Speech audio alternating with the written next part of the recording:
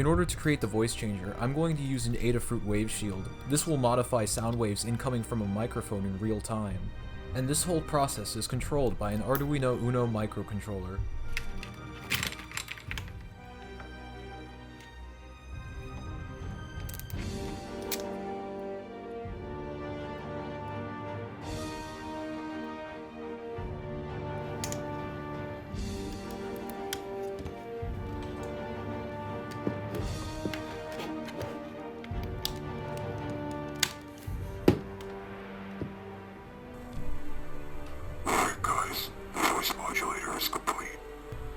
So now I'm just going to talk in my normal voice. I'm really happy with how this turned out. It was done completely without editing and it works, just like in the movies. Now this is all thanks to the wave shield assembly that I have set up.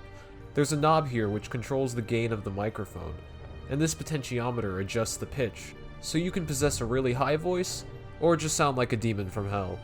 I can change my voice in real time, and I'm really surprised that more Batman cosplayers haven't pulled this trick, though I've seen a couple.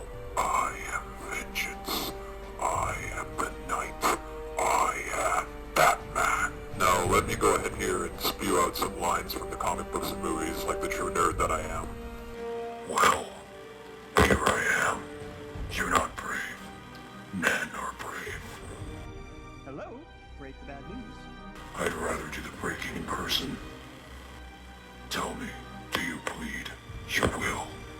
I thought she was with you.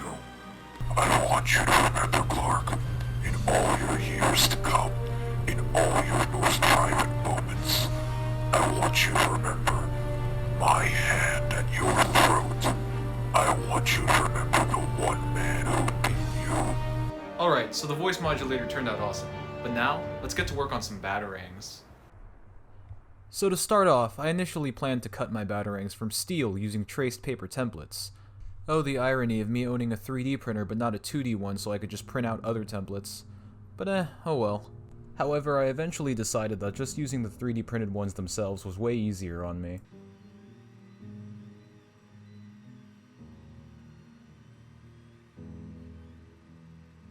So now that we've got our Batarang templates, it's time to cut them out. I'm going to be using some cheap saw blades, which I obtained from the mystical lands of Walmart.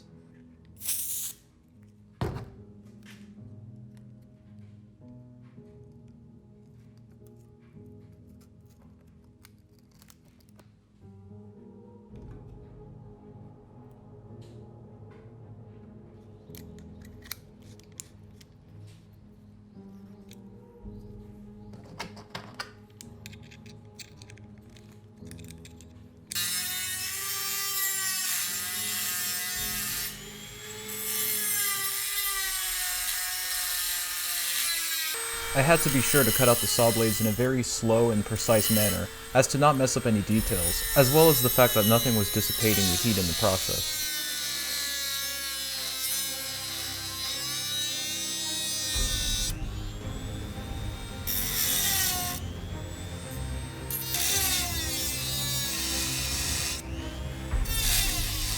After cutting out the saw blades, the Batarangs appear to be quite rough around the edges in this state. However, it's nothing that a little bit of sanding, grinding, and sharpening won't fix.